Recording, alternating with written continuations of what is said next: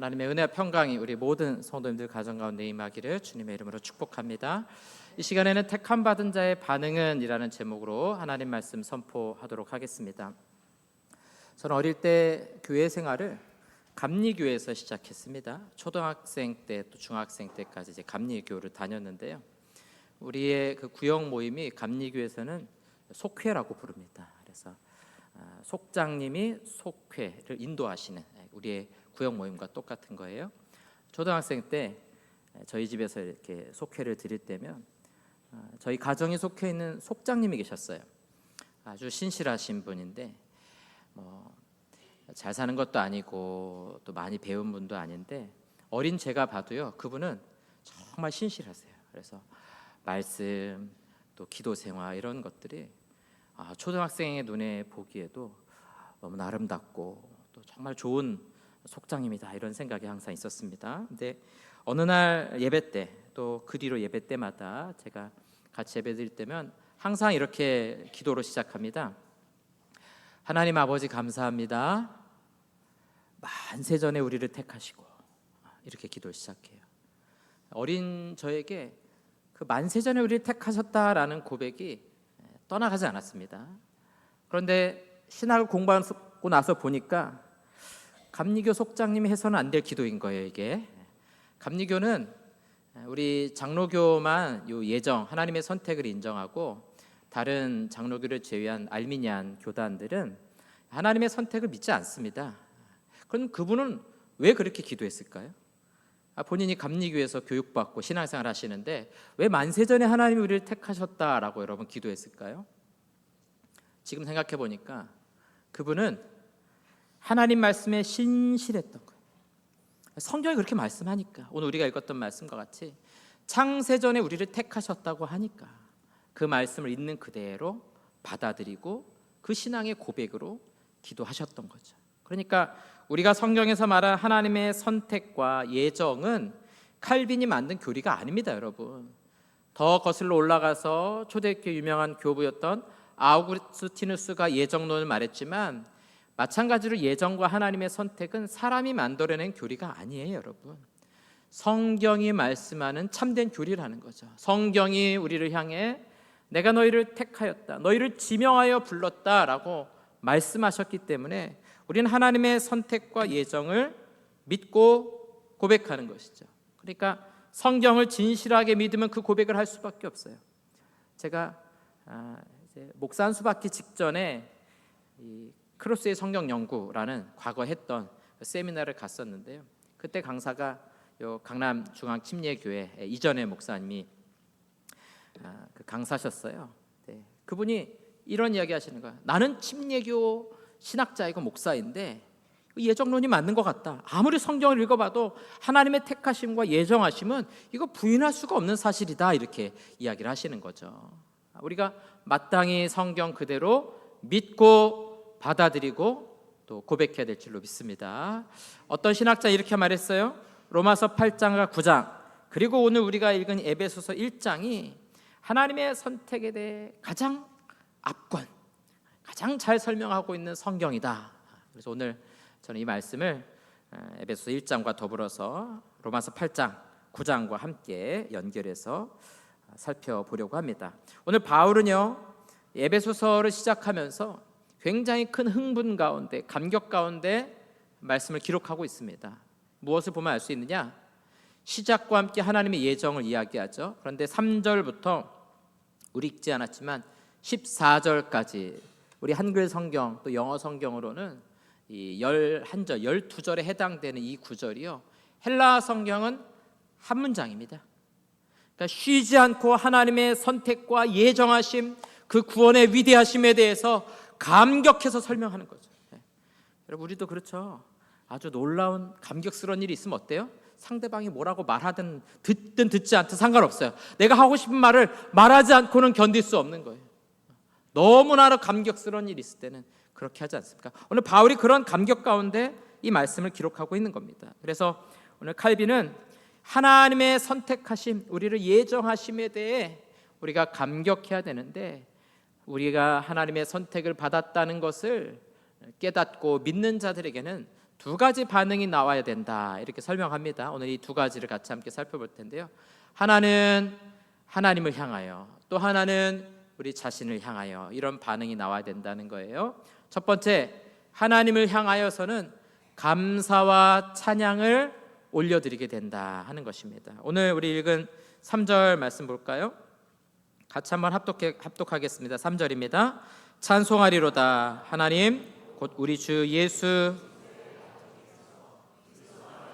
하늘에 속한 모든 신령한 복을 우리에게 주시되. 하나님의 선택을 이야기하면서 제일 먼저 무엇 하느냐? 찬송하리로다. 찬송하리로다. 오늘 저와 여러분들을, 우리를 택하시고 구원하신 하나님 앞에 찬송을, 감사와 영광과 찬송을 올려드리시기를 주님의 이름으로 축원합니다.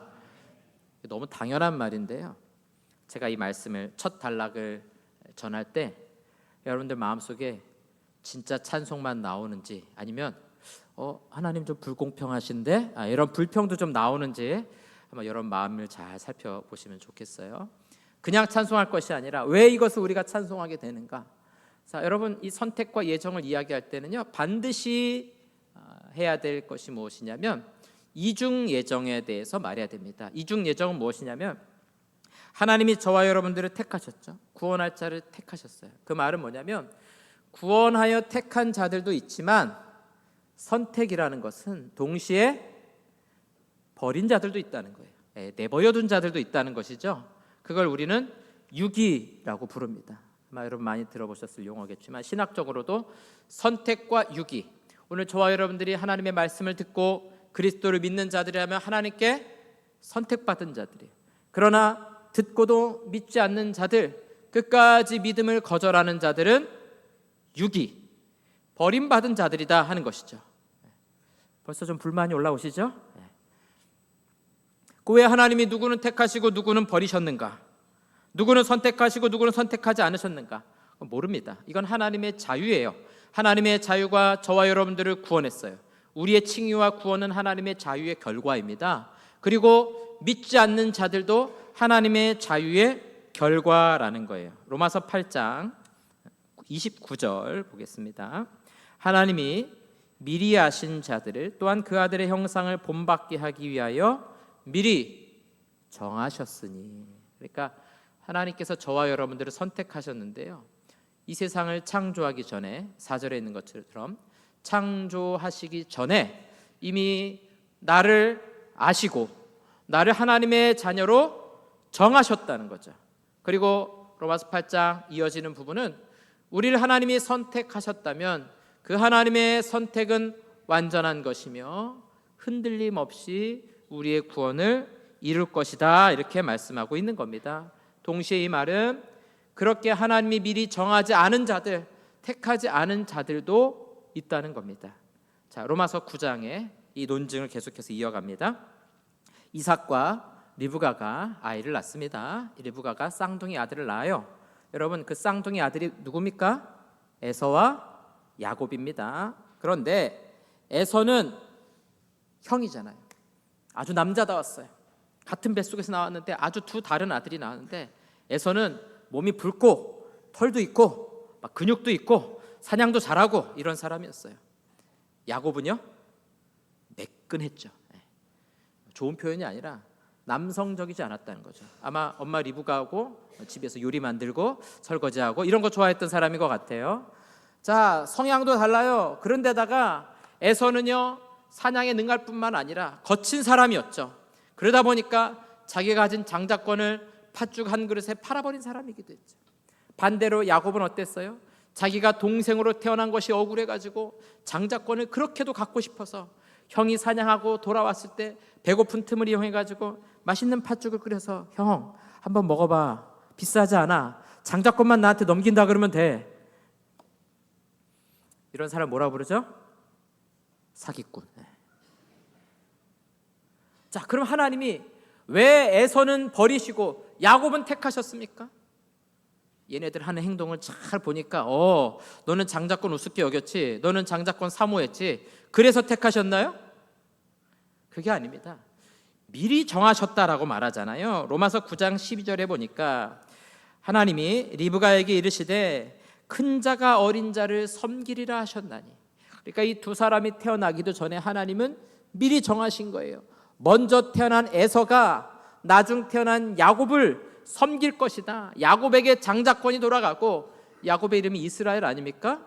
그를 택하셔서 그에게서 많은 민족이 나오게 하시고, 민족적인 이스라엘을 넘어서 지금은 영적인 이스라엘, 하나님의 택함 받은 백성들 모두를 이스라엘이라 부르잖아요. 그 이스라엘이 뭐예요?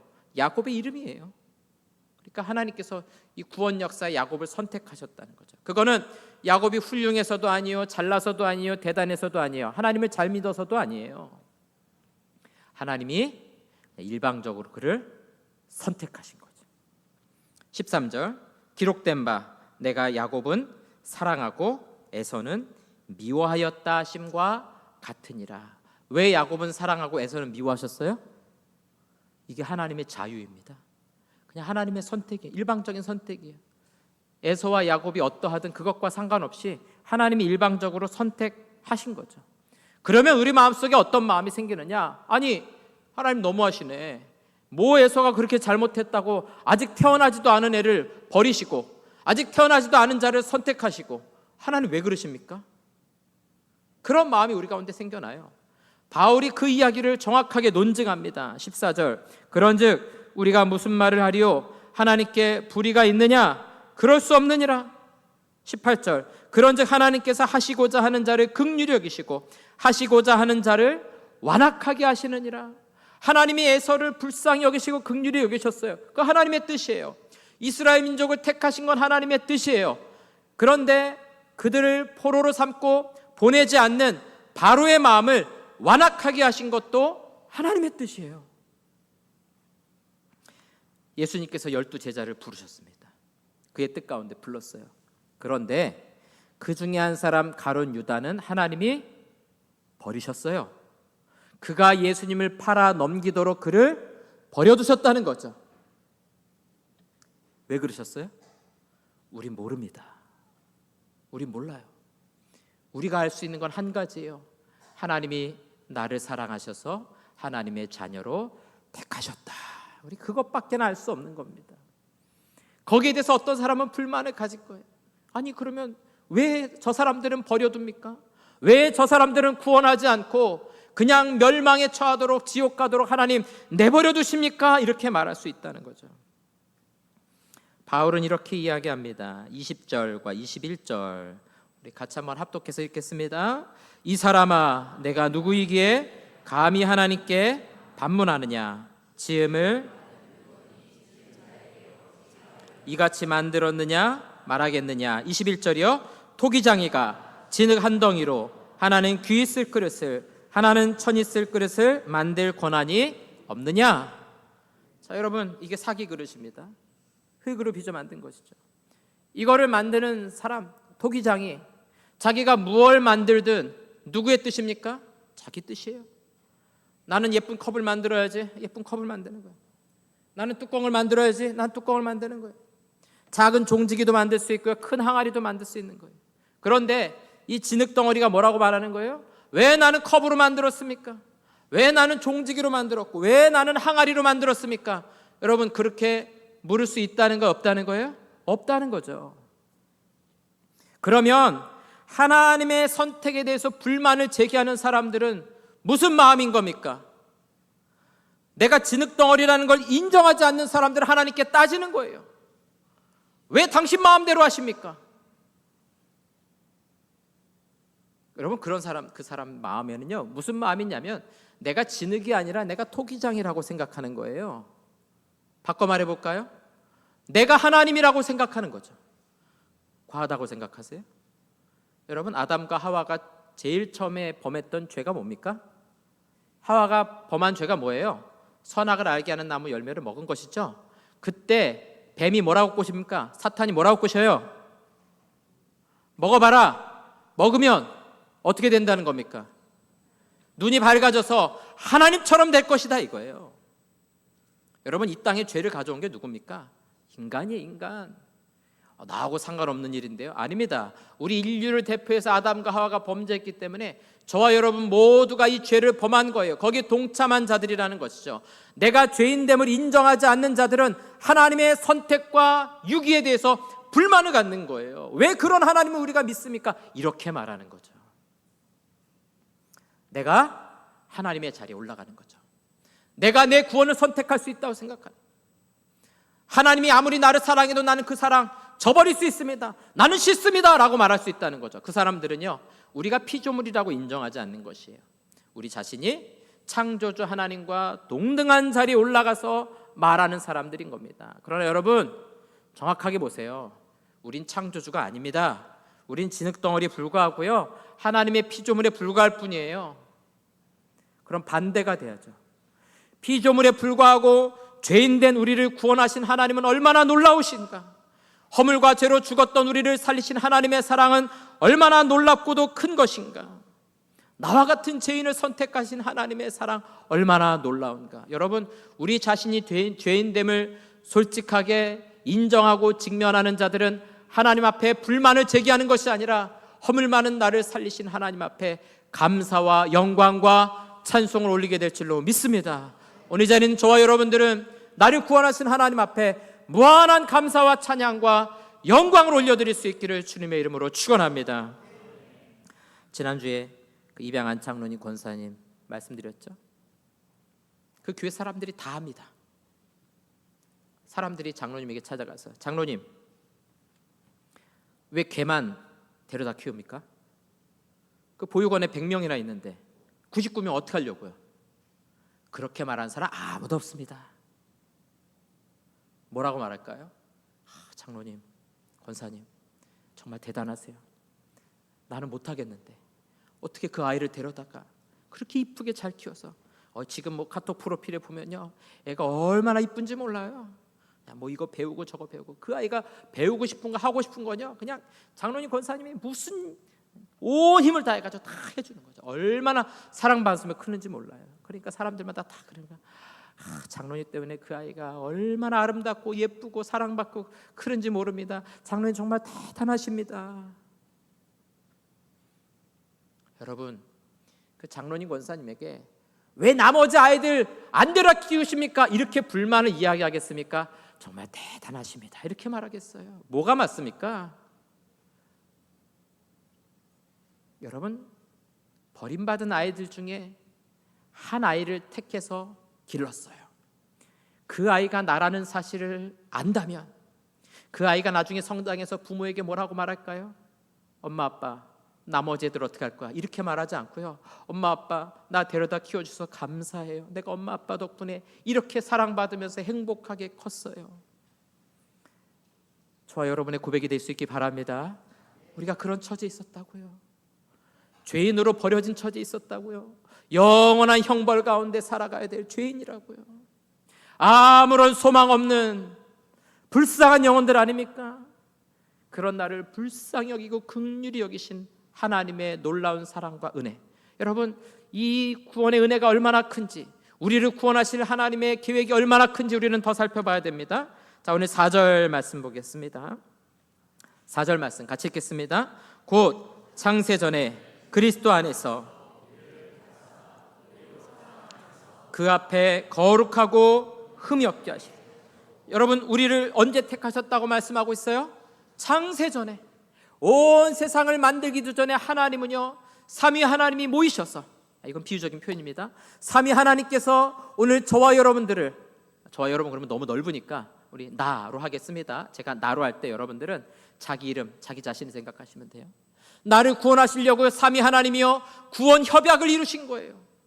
성부 하나님께서 나 한 사람을 생각하셔서 구원의 계획을 수립하셨습니다.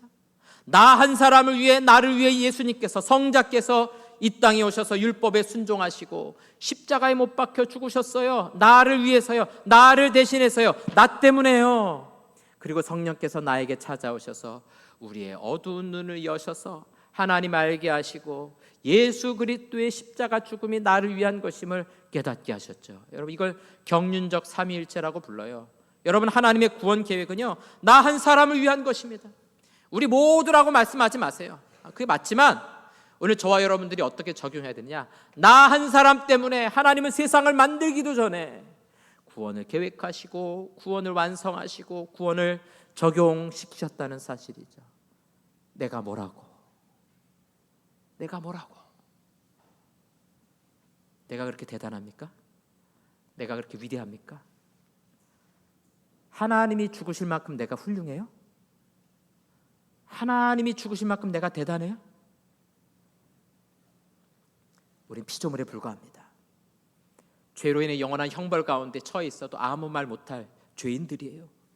그런 나를 삼위 하나님이 구원하셨다는 놀라운 사실, 이 놀라운 사실을 믿음으로 고백하는 자들, 여러분 진심으로 예수 그리스도를 믿는 자들은요 하나님을 찬양할 수밖에 없어요. 아까 우리가 불렀던 303장 마지막에 뭐라고 말합니까? 구속함을 받은 우리 어찌 찬양 안 할까? 어찌 찬양 안 할까? 정말 우리가 구원받은 하나님의 자녀라면요 하나님 앞에 무한한 찬양과 감사와 영광 올려드려도 부족한 겁니다. 마틴 로이존스 목사님은 그래서 뭐라고 말하느냐? 예배라는 것은, 예배 나올 때는요 단순히 설교를 듣거나 축복받기 위해서 나오는 것이 아니라 우리를 구원하신 삼위 하나님을 찬양하고 높여드리기 위해서 나와야 된다, 이렇게 말하고 있습니다.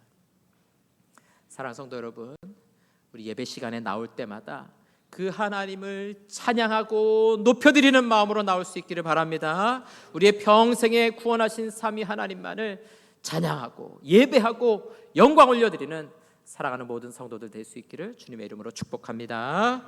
두 번째로, 우리 자신에 대해서는 구원의 확신을 가져야 됩니다.